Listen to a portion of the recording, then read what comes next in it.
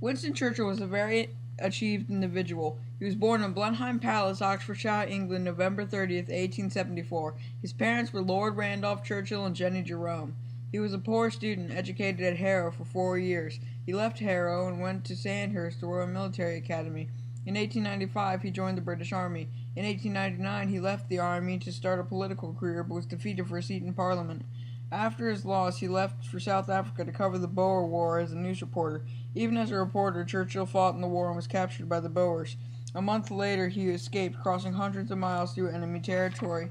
He then ran for Parliament again as a Conservative and won. Disagreeing with the Conservatives, he joined the Liberal Party in 1904.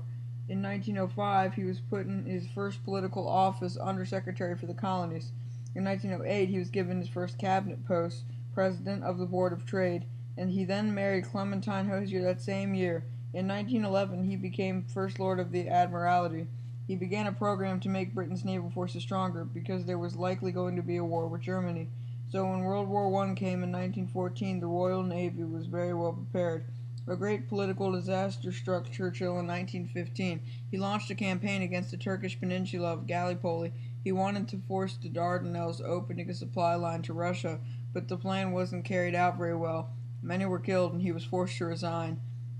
He then joined the army again and left to fight in France. In 1916, he once again found himself in Parliament.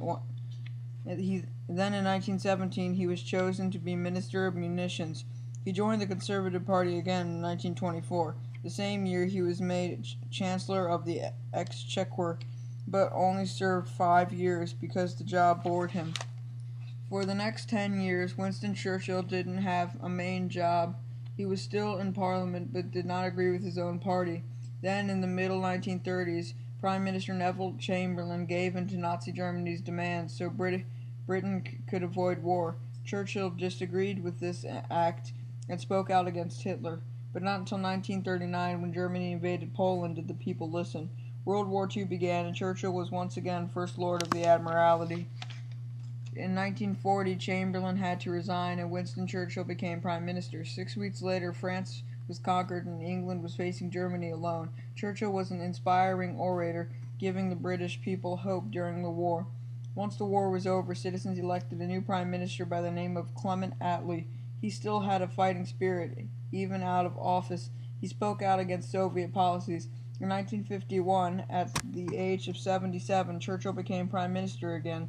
He accepted knighthood, Order of the Garter, one of England's highest honors, in 1953. The same year, he received the Nobel Prize for Literature. Churchill was made an honorary citizen of the United States in 1963. He died January 24th, 1965. He was 90.